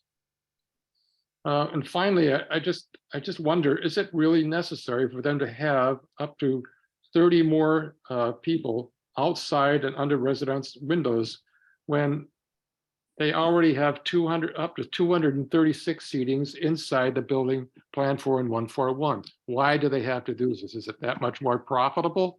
Given the fact that there's this opposition, I would suggest that they reconsider this. There must be another way to use that side yard. Bob, can you wrap it up? Robert, can you wrap it up, please? Sorry. Excuse me. Yeah, well, that's it. I mean, find another use for that side yard. It's making too much trouble for your application. All right, thank you. Okay, thank you. All right, Bob's iPad, do you still want to speak? Hi, can you hear me now? Yep, go ahead. Thank you. I think it's been, sorry that you didn't get our proposal, but we have 19 against this, 0 for this on Eldridge Street, and I oppose it for the 500-foot rule. This would be the 8th bar in our neighborhood, 5 on Eldridge. You saw us just a couple months ago with yet another bar on Eldridge Street. So now we've got Eldridge Street traffic totally jammed up. We've got that kind of noise, and now we have Houston Street. I haven't seen a traffic study that they're going to do, but I think they have about 1,000 members. And okay, these 1,000 members, I guess, are coming in by taxis and by whatever they're coming in. And there's no traffic study on Houston Street. So Eldridge is going to be blocked with traffic, and now we've got Houston Street blocked. I think so. And this is the 18th, I think, bar within 500-foot rule. And I'm hoping that you can tell us what the benefit is for another bar that's a brand new bar. And like David and Lori said, that could change hands any day. It is just too much. And then I understand that there is no doorman. They're not having a doorman on the block. So now we have traffic, no doorman, and this outside courtyard area. It is just too much. And by the way, Mr. Bernstein, I think he might have led me to believe that we agreed about this reducing to 30 seats outside as opposed to 38. We didn't. That was their proposal, and I guess we can appreciate that they were trying to do something, but it is just the pergola and the outside is just not going to work. And this is the 8th bar in our neighborhood. We just have to stop with these bars. Thank you. Thank you. Okay, thank you. All right, I'm moving this to committee discussion now. Michelle, can I respond to a couple of points very briefly? Like 30 seconds, please. We've already been doing this for like. First, I just wanted to 5 dispel any notion that this is a bar. The pedigree of these guys, it is not at all a bar. This is going to be a very high-end restaurant. It is also a members club. It cannot just be transferred to someone that wants to open a regular restaurant or bar. It's a different class of license that they would have to apply for. There are also only 12 licenses within 500 feet. We don't get that information from the SLA website, which is inexact, and the SLA says you can't rely on that. We had someone go with a wheel and measure door to door to all the places, and there are only 12. And part of the 500-foot rule is, are there any of the same class? And there are no other members clubs within 500 feet. So I just wanted to correct some of those. And in terms of traffic, our traffic study is very detailed. No one's driving up Eldridge Street to get to the club because they can't turn left on Houston in front of the club. They would come up some other way. So I just wanted to correct some of those, not have any misconceptions. Thank you, appreciate it. Okay, committee, what are people thinking? You just jump in and say it? Or- No, I think we should. Jeanette, go ahead. Yeah, I don't see any reason why they should. I mean, I don't care about their operation inside the building at all. Like, I think it's totally fine. Members club, whatever. I think it's kind of ridiculous to say that it's public benefit when it's a private club, but otherwise, like they can operate however they will within the restaurant. And I think the outdoor space should be off limits. It's a really narrow courtyard from what I've walked by and from what I can see on Google Maps. And I think any kind of noise in that space is really not going to be helpful to the residents of that area. So it makes absolutely zero sense to me to allow the outdoor space. So if we can curtail just the use of the outdoor space, I'm fine with the rest of the application as is. Okay, Jesse, go ahead. Yeah, we brought up the Sunshine Theater beforehand, and I was in support of that, but for one reason or another, it didn't work out. And for the last couple of years, we have not had anything there other than a derelict building that can personally attest did not have the safest conditions outside when it's just an abandoned building on a not very well lit area. I think that this is what it's just as a reminder, this is kind of what this community board is all about, is trying to find a compromise. I believe that new business is a lifeblood of the city, and I believe that comes with a compromise of how can that work with not being a detriment to residents' health. So for that, I'm fine with the running of the business, with their hours, they're in the interior. And I think the courtyard, as you can attest from this, it's been the most contentious. I think that that's probably going to be what you're going to come up against for the strongest. I think the traffic study does away with, some of those concerns, the sound. I think that's all there. I think the biggest impediment you're going to get is the courtyard, and that's something I think we need to deal with. Thanks, Jesse. Amanda, go ahead. Yeah, I'm a little conflicted about this. One thing I want to bring up is the sound test. I do think it's interesting because the loudspeaker was simulating 50 people talking, whereas I think the new update is to have 30 people capacity. So I think that's something to take into consideration. And with the 50 people simulation, it was only a few decibels above ambient level. That being said, I hear the concerns, and I would be curious if the applicants would be amenable to opening or limiting their hours to Thursday to Sunday. Okay, David, go ahead. The license is going to be granted, and we just should say that we we deny unless they do not do any backyard use. We can do that. We do that everywhere else, and we'll win that at the SLA. There's no reason for us to do otherwise. What people do when they drink is they use their drinking voices, whether they're indoors or outdoors. I lived above a bar for a couple decades. People speak very loudly after they've had a few drinks. So we just can't do it. And we'll win that at the SLA. Yeah, I am also opposed to allowing any use of the outdoor space. So I'm just going to do a quick straw poll of everyone who's here about whether or not they would approve. This is just, will you approve any outdoor space or not ours? We'll start there. Okay. So David, I've already heard you say no outdoor space. I'm saying no outdoor space. Jeanette? No outdoor space.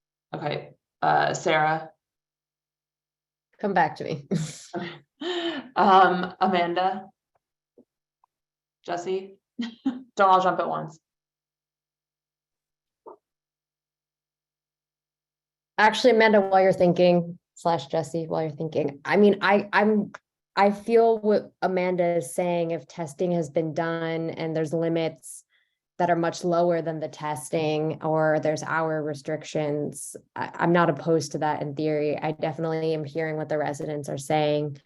You know, I think the balance in terms of like what this space is bringing, I mean, the operation, there's lots of big names involved, but it doesn't really like seem like the folks here can even enjoy that space. I don't fully understand the discounting that was spoken to.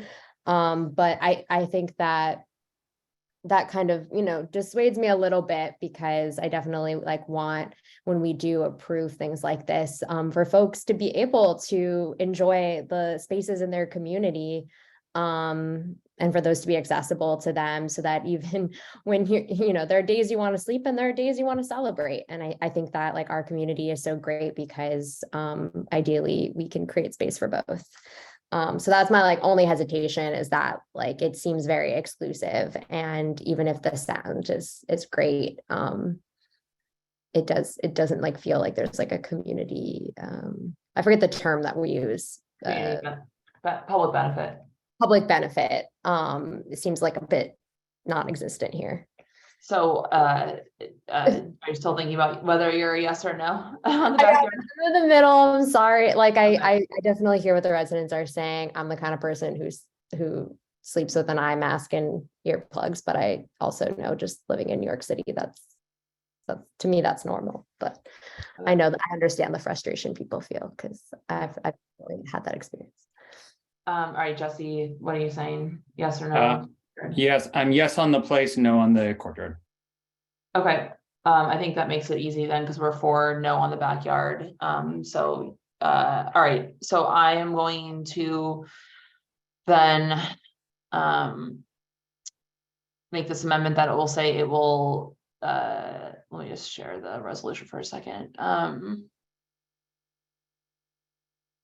Quick question. Yep, Do go we ahead. say the applicants don't want to sign this as is, what happens then? Or like, should we? We'll deny it. But I mean, I think we should pass the resolution that we want to pass, right? And if they refuse to sign the stipulations, then we'll deny it full board. I see. Okay, cool. Yeah. So it will not use, this is an amendment that I'm proposing, it will not use outdoor space for commercial usage.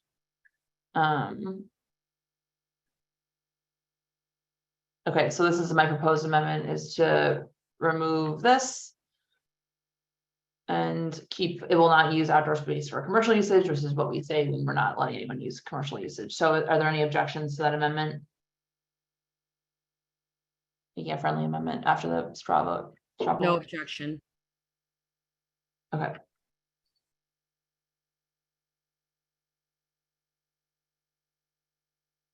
Okay.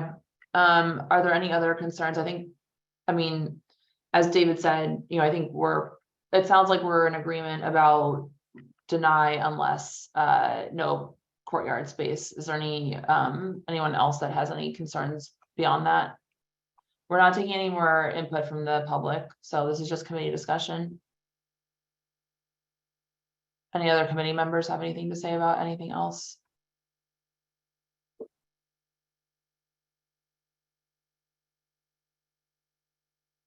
Okay, so I'm sharing the resolution on the screen. I read through the vast majority of this earlier. I have a section here, whereas about the traffic study, about the history of the applicant, including the disciplinary actions, details about why we're denying I think pretty strong reasons about why we're not, why we're going to deny the courtyard. I will flesh this out just for the matter of time. We'll say, you know, whereas these residents spoke against because of all the reasons that we heard, no courtyard, 500-foot rule over saturation. Petition, and then the stipulations. David, go ahead. Can you just scroll back to that, the third paragraph above the yellow out highlight so we can read it? You said it was a strong explanation of the noise outside issue. Yeah, thank you.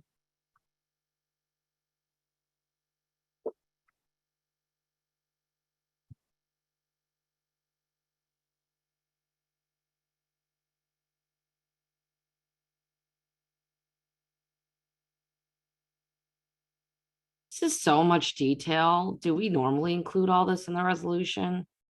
I think in this case, it's important because we want the SLA to deny the The courtyard. courtyard, fair enough. It's just And it's also, also sort of like a memorialization of why we did it, you know, because just Jeanette, so for example, if say, for example, they do not sign the stipulations and we change it to a deny, we'll go to the SLA to talk about it. And this is a really good way to memorialize the reasoning, so. sounds good, sounds good. Yeah, the reason to not have much detail, well, this is pertinent detail. It's not extraneous detail. Yeah. Yeah.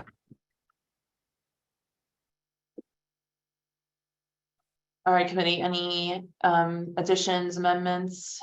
As I said, I'll fix this. There's a paragraph further above that talked about their sound. It's not Study. connected directly. Yeah, let's just briefly read that. I'm sure we're fine with it, but Sure. Whereas the applicant provided a comprehensive sound study from acoustic log that included visits to buildings that border the proposed courtyard area, which said that 8 small speakers should be used as a distributed system. I mean, I guess that this is not relevant in the sense that they're not gonna have music, but God, who knows if we. It's right before the other point, because then it says, okay, well, they did the sound study, but then someone who actually went with them with the Okay, sound. so you think like move it down here? Just right before the other clause, correct, yeah. Yeah, I agree with that. great.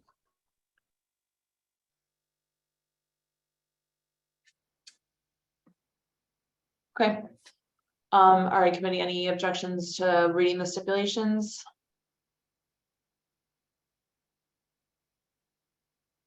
Okay, I'm gonna stop sharing this. I'm going to share the stips.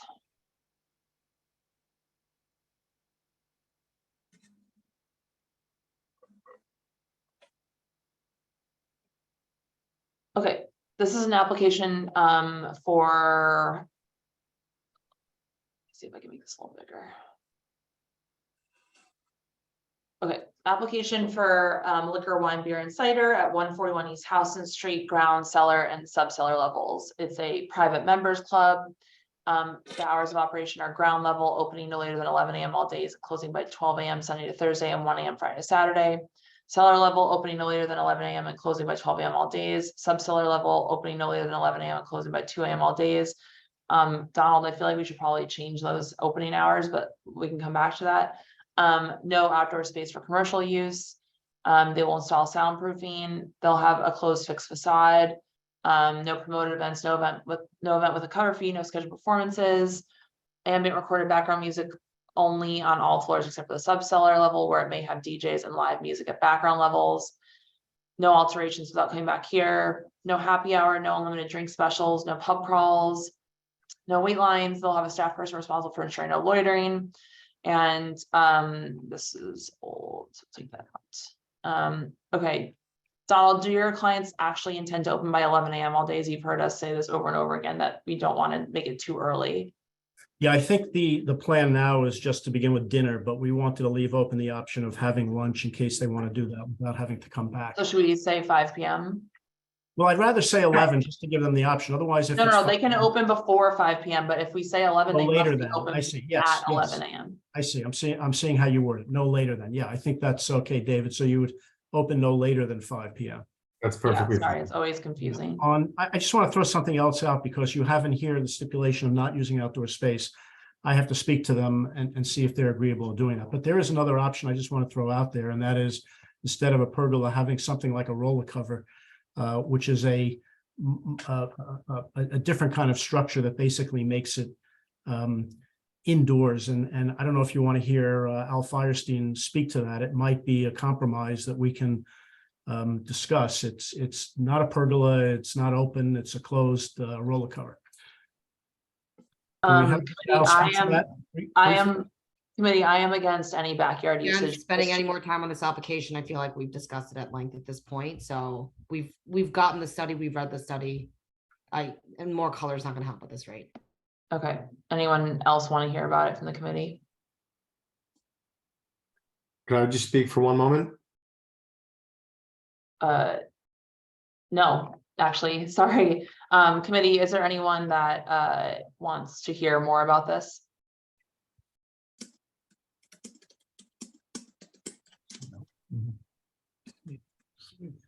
Okay. All right. No one wants to hear more, so we are going to move to a, oh, David, go ahead, sorry. So this is just a wording issue, and let's maybe not fix it here, but I'll point out that number 4, which prohibits use of alcohol outside, is that supposed to be inside the parentheses? No. It is not. Maybe you'll explain it to me later. Let's not discuss it now. Yeah. Okay. Thank you. All right, anyone on the committee against going to a vote here? Okay, I'm gonna stop sharing my screen. All right, committee reminder, this is a vote to approve or to deny 141 East Houston Street unless they accept stipulations including no courtyard, excuse me. Jesse Beck. Yes. Amanda Liu. Yes. David Crane. Yes. Sarah Bachu. Yes. Jeanette Kim. Yes. Michelle Cooper Smith, yes. Okay. This motion carries. If you are going to sign the stipulations, please sign and return by Friday. And if you are not, please let us know by then as well. Okay, Thank you thanks, for your time. Michelle. Thank Thank you you. everyone from the Thanks, committee everyone. that came out. Thank you. All right, I'm just gonna take a very quick bathroom break and then we're gonna do number 6, which is our last application, and then we'll do the committee work on the open restaurants resolution. Be back in 2 minutes.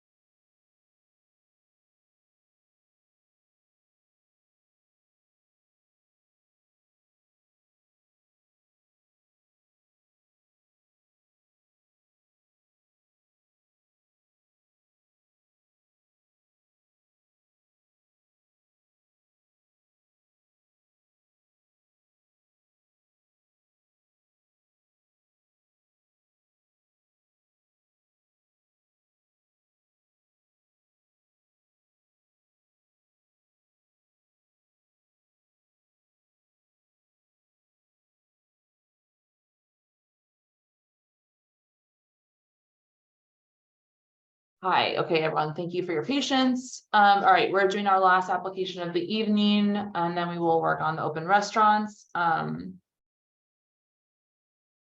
resolution. So let me just check the applicants for number 9, 308 East 6th Street are present. Oh, hi, Phil. Hello. I just want to make sure my client is here as well, Tim O'Grady. I see him. Great. Okay, I just dropped the application in the chat.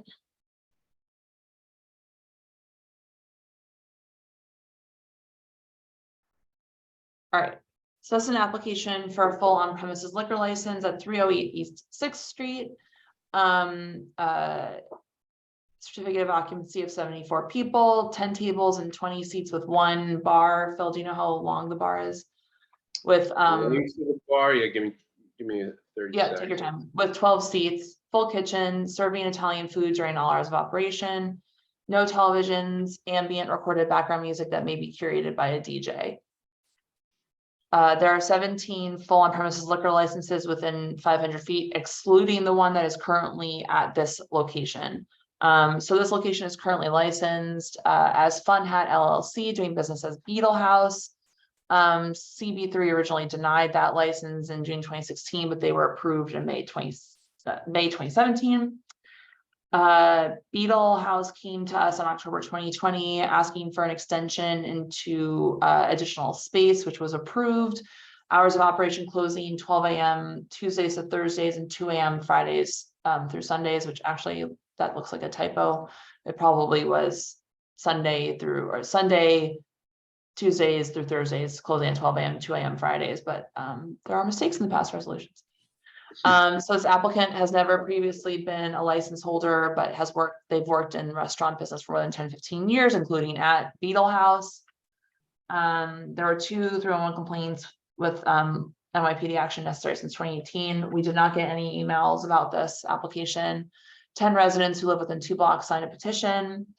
And then so they're asking for, bear with me, closing 12 a.m. Sundays, and then Tuesday to Saturday, and then 2 a.m. Friday to Saturday, which I suspect is what the hours were from the past from Beetle House.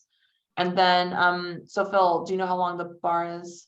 No, excuse me. I don't have that number readily available, but Tim might have it. I think it's 12 feet, I want to say.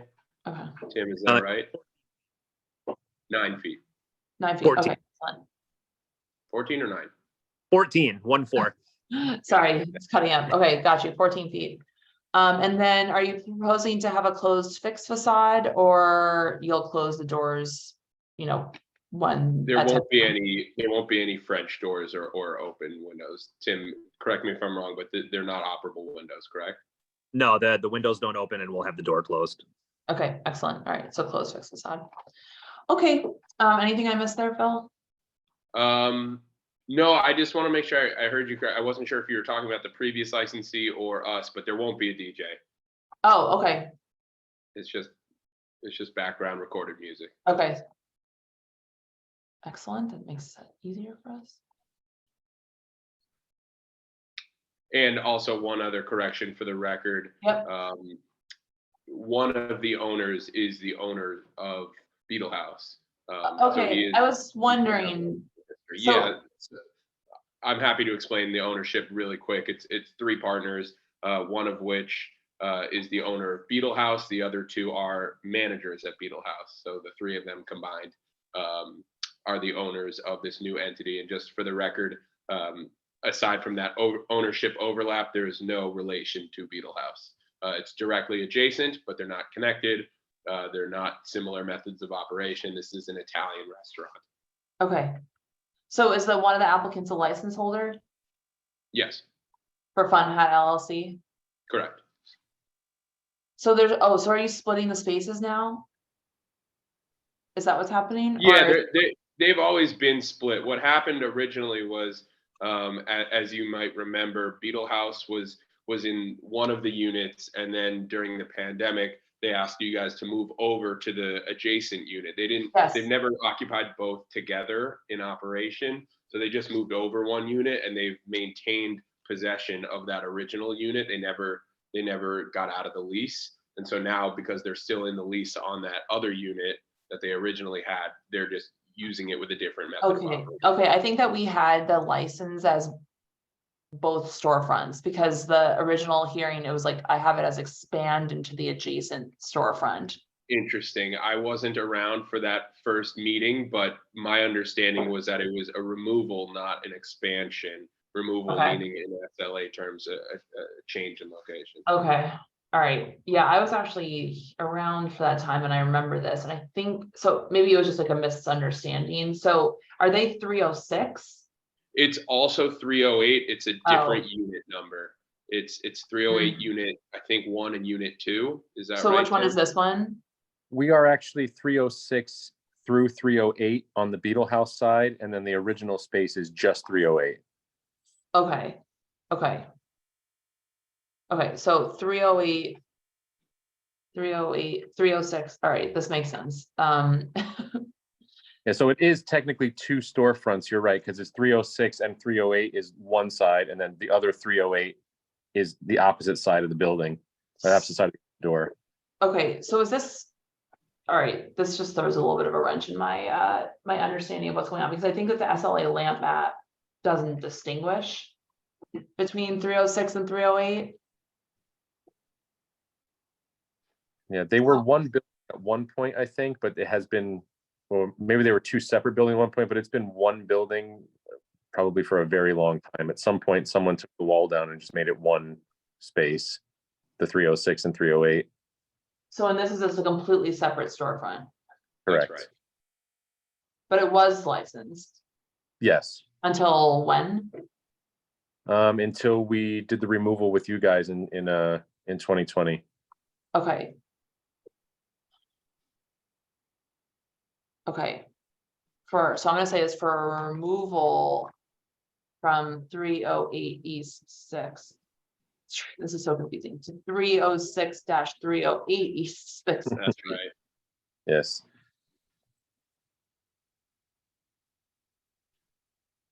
And they never gave up possession of just 308. They've always had it, and now they're looking to use it. Understood. Okay. All right. Okay. Thank you for working through that with me. All these old buildings causing problems for us. Okay.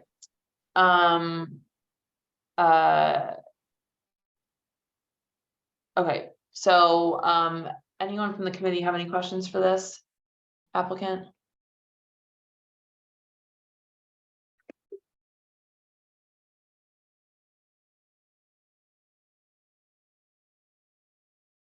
Do they have separate BBLs then? Is that like, I guess I'm like confused why they have to come for an application if.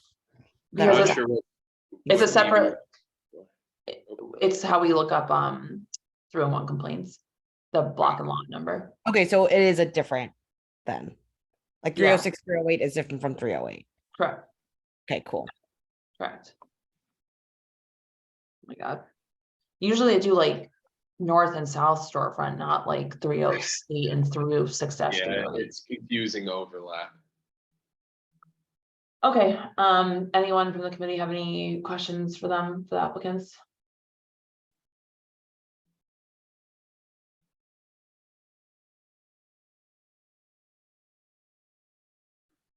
Okay. I'm going to share my screen with the resolution in that case.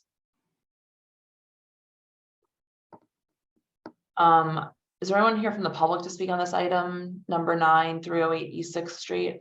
Please raise your Zoom hand.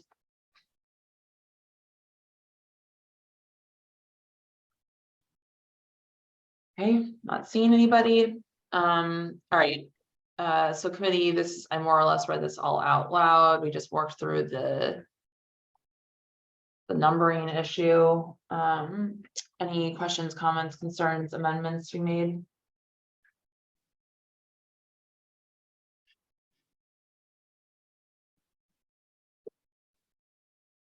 Okay. I'm gonna remove this because there's no one. I'm gonna stop sharing my screen and I'm gonna share the steps.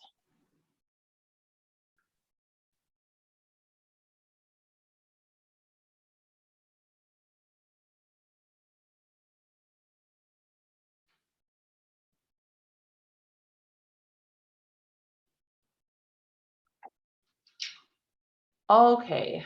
Wow, I even left the address out, how fortuitous. Okay.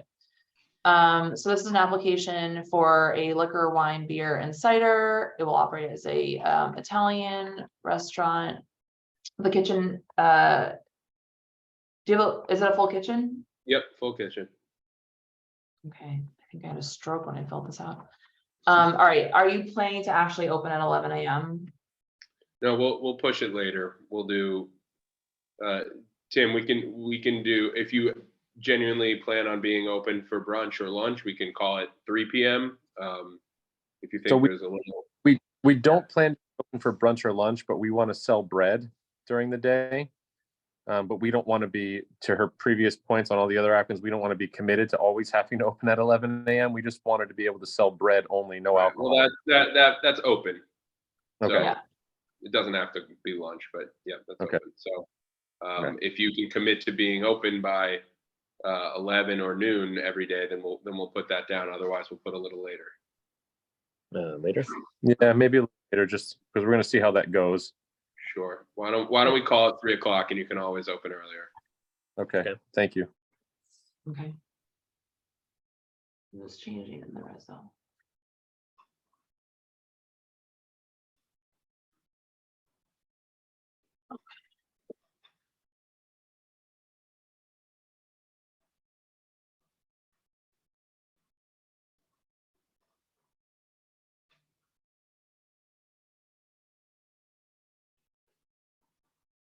Okay. No outdoor space, soundproofing is already installed, you'll have a closed fixed facade. No DJs, no live music, no promote events, no event with a cover fee, no scheduled performances, ambient recorded background music only. You will not apply for an alteration to the SLA without coming here. No happy hours or drink specials, no unlimited drink specials, including boozy brunches, no wait lines outside. You'll have a staff person responsible for ensuring no loitering, and this is your contact info. Is that all of it? Number 14, Tim, Yeah. are you guys able to agree to that, or do you want to? I think that's just Yeah. what I pulled from the application. So if you're having a happy hour. We don't do happy hours, so it doesn't affect us. So Okay, cool. So this all looks good? looks great. Excellent. All right, committee, any objections to moving this to a vote? Okay, hearing none, we are going to vote on our last application of the evening. This is number 9, 308 East 6th Street. All right, Jesse Beck, Yes. Amanda Liu, Oh, sorry, yes. David Crane, Yes. Sarah Bachu, Yes. Jeanette Kim, Yes. Michelle Cooper Smith, yes. Okay, this motion carries. We will send you steps tomorrow. Please sign and return by Friday. Thank you all very much. Have a great evening. Thanks for your time. Thank you. Thank you.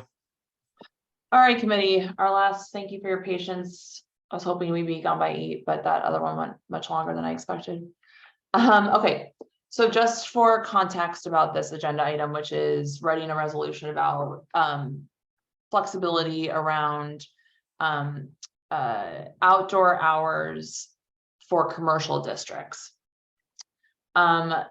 So the idea here, as I wrote earlier, is that we want to put somewhat formally to give a, I think we should put somewhat formally to give ourselves flexibility. Again, this is not commitment, this is flexibility, a stated flexibility around purely commercial district open restaurants. This came up last month when we heard the Bowery Hotel, right? And I just don't want there to be a concern about inconsistency or, you know, any kind of issues if we're just all of a sudden considering, I'm just making this up, 4 a.m. outdoor hours for Bowery, and we say, but CB3 always says 10 p.m. The 10 p.m. hour, you know, comes from the problem that our district is very, very mixed use for the most part, right? A lot of grandfathered retail under apartments, that kind of thing. So the idea would be just to address this issue that we came up against last year and also last month, that there might be some places where we would consider later.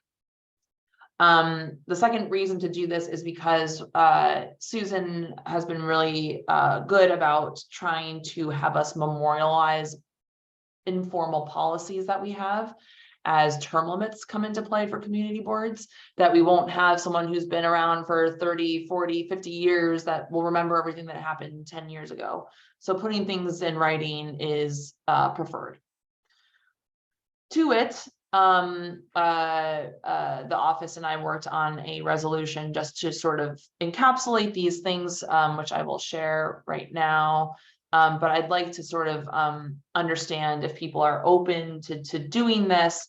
There's not a time here, right? Like we don't say we'll consider outdoor hours as late as 2 a.m., 4 a.m., whatever. I'm not really sure that there is like a lot of utility in that, if only because there have been very few applications that have fallen into this category, right? I think the one we had last month was one of the first, like in a you know, extremely commercial area. That is the intent of this. So, you know, we specifically say 14th Street, Bowery, and some areas of East Howson Street, but, you know, such as, I personally do not think that there are other areas that are really appropriate to consider, given just how dense our district is. And the other, you know, part of this is that prior to the pandemic, there were not that many sidewalk cafes. Now there is a much higher density of sidewalk cafes, right? So the 10 p.m. is an intent to balance the needs of restaurants with the needs of residents. And one of the main complaints that we get about, that the office gets about bars and restaurants, is what happens outside of them. So that is where the 10 p.m. was originally thought of and sort of adopted as an informal, right, barrier or whatever, threshold for us. So I don't know if anyone else from the committee has any questions about this. I think that there are some people here from the public to speak on it.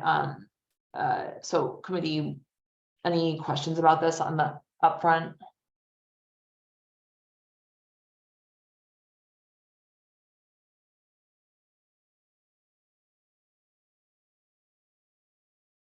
Okay. All right, if anyone is here from the public to speak on this item, the open restaurants agenda, please put your hand up. Zoom hand, I should say. Okay, the first hand I see is Emma Colbert. Emma, go ahead. Hello. Good evening, everybody. My name is Emma Colbert. I am the president of the Space Block Association. And I had a bunch of things I was going to say because I really wasn't sure what the format of what you were going to be doing here tonight. But can you tell me, within this draft, is there something that says that the general program is that outdoor dining closes at 10 p.m.? Because is that somewhere in here that I just don't see? This is the first time I'm seeing this, obviously. Well, this is right. This is about talking about considering later than 10 p.m. But where, because right now outdoor dining is midnight, correct? No, not in CB3. What's that? Not in CB3. Yes, outdoor dining in my neighborhood. Well, that is what the city, I understand. I live very close to. It is what the city allows legally. If we have any liquor licenses come to us, we say 10 p.m. In terms of for the open restaurants program. Correct. Yes. Okay. Okay. Then I guess, I had other things that I think should be considered other than hours, in terms of people not being able to loiter on, but it doesn't, loiter within everybody who's sitting in outdoor dining needs to be seated. Otherwise it turns into a party on the street. That restaurant owners need to clean up the perimeter, because the street sweepers cannot get to the cleaning. It's truly disgusting on the streets. Right around the edges, but I don't think that any of this is addressing this. Would that be correct? That's not what this resolution is about, no. Okay, all right, then I guess that's all I have to say, other than the fact that really beyond 10 p.m. is just, it's a party on the street every single night, as soon as it's moderately warm until it's cold. And the residents are the ones who are bearing the brunt of it. Okay, thank you. Good night. Laura, I see your hand. Laura, go ahead. Hi, thanks. So am I right that it's midnight latest, or what is your understanding of what the latest would be? There's been a lot of back and forth. Yeah, that's why I'm asking. I don't know, honestly. So can we get that information from DOT, perhaps, like what they believe their rule to be, so you would at least have an outer guideline? You can certainly try, but we have not been successful really in getting that. It's gone back and forth between, it's 12 a.m. ask the SLA, it's whatever their SLA indoor hours are. It's never been. But according to the DOT that runs the outdoor restaurant program, my understanding is they say midnight, right? That's what we've been telling. So I'm just suggesting that since it is the city and it is a DOT program, that be included in the resolution as, a range that you could expand beyond 10 to midnight where you felt it was appropriate, but that's perhaps never appropriate for it to be past that, considering that that was their guideline. Okay. The suggestion. Thank you. Sure. Okay. Anyone else here from the public to speak on this item? This is talking about open restaurants hours in commercial districts only.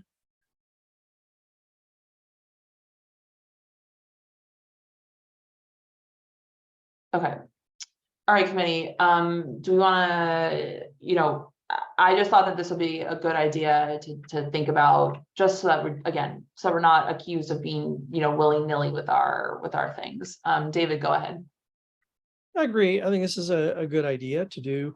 You just said commercial only, but in the resolution, it says primarily commercial and not residential. So That's what I mean. I'm using,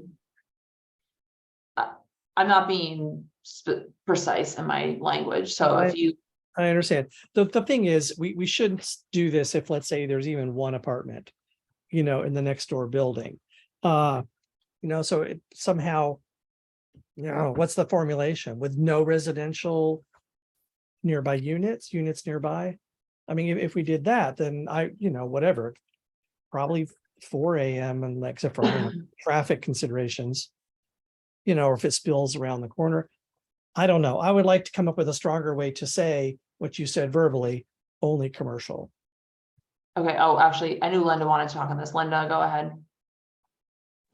I just wanted to second what Laura said, that it shouldn't be till 4 a.m. anywhere. That we should be specific, that we would not go beyond the DOT guidelines of midnight. Okay, thanks, Linda. Just committee, so it has been very difficult to pin down DOT for what it actually considers its rules. So that was what I was sort of alluding to, that I'm not kidding, literally links, buried documents, linking to the SLA with no information, it's been a struggle. So anyway, David, go ahead. Well, what is the latest on that? Because I did understand that they would not say. So this guidance that now been referenced twice, I don't think it exists, at least not definitively, or does it? I don't think so. I mean, it's literally they would link it in we've gotten emails that say it, but not no one willing to publicly say it. Yeah. Right. At one point they've said, yeah, well, they punted over to the SLA or back. I mean, it was very vague during the whole pandemic, and I think it's still vague. It is terrible. It is certainly terrible for residents if there are residents right there. Jeanette, go ahead. Could we, for the sake of this resolution and for brevity of this meeting, or just curtailing it at some point, do we need to put an outer bound? Does this committee feel like we need to put an outer bound on this? If so, can we just pick a time and put it in? And then David's shaking his head no. I'm fine with just saying 4 a.m. because that is the outer bound of what we issue anyway, and then just calling it a day. Because it's not saying that we're going to grant licenses until 4 a.m. That's not, we just said that we're going to consider things past 10. So I just, does the committee feel we need a stipulation to block the hours out? Right. And if yes to A, then B, what hour is that? And then let's just do it. I don't feel personally committed to putting an outer bounds on it. I agree. Again, this is just kind of guidance, to give us a little bit of flexibility. So, David, go ahead. Oh, my hand is still up. Oh. I agree with you, though. I don't think we need to put an outer bound on it. I do think, though, that before we pass this, I'd like to address primarily commercial, not residential, and make it clear that that is not residential, maybe and otherwise primarily commercial. I don't know what else it might be besides. What about just that are commercial, and what about in locations that are commercial and not residential? Yeah, that would be much better. Or Okay. strictly commercial and not do we need strictly? Yeah, because the word primarily, it's majority fights against the not residential portion of it. Thank you. Are there Okay. mixed areas though, or no? Well, in mixed areas, there are some residential. We should not go past 10 p.m. And I would agree with that. This we're only talking about strictly commercial for being the places where we'd be that should be fine. Like the Bowery Hotel. And again, I think that this is pretty narrowly construed. There aren't going to be a lot of these that we deal with. It appears previously too in a whereas. Here. Okay, are there any objections to this amendment to the resolution? Okay, so be it.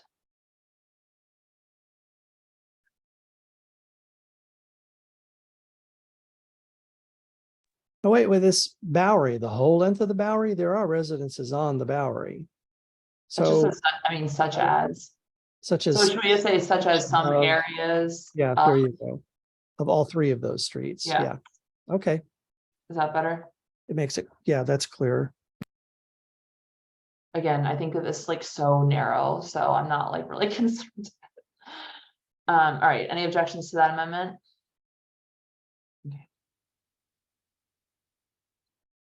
Okay, any other amendments to be made here before we go to a vote?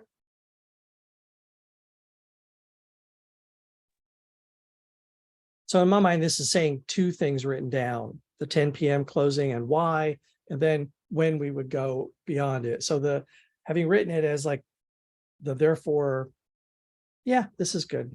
That's what it does. It's really got two parts to it in terms of like documentation and, yeah.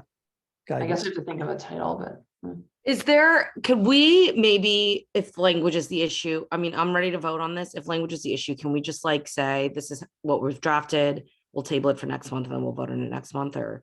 no, I don't think we have a language issue. Sorry, Okay. something just happened to my Google Docs. Just froze.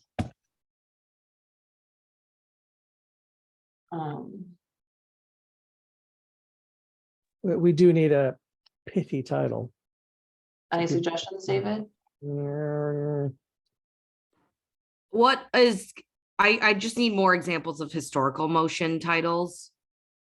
And I can, Good question. it like does it need to start with like an ing word? Is it like? No, it's like community board three.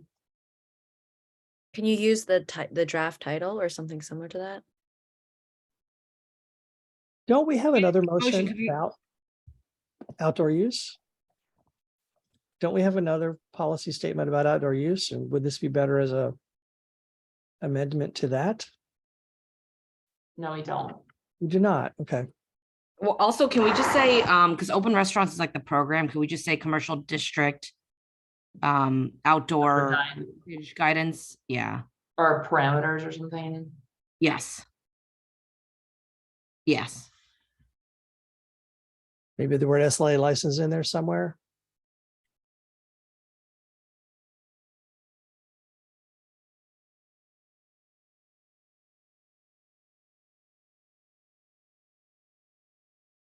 And I think guidance is better than parameters, but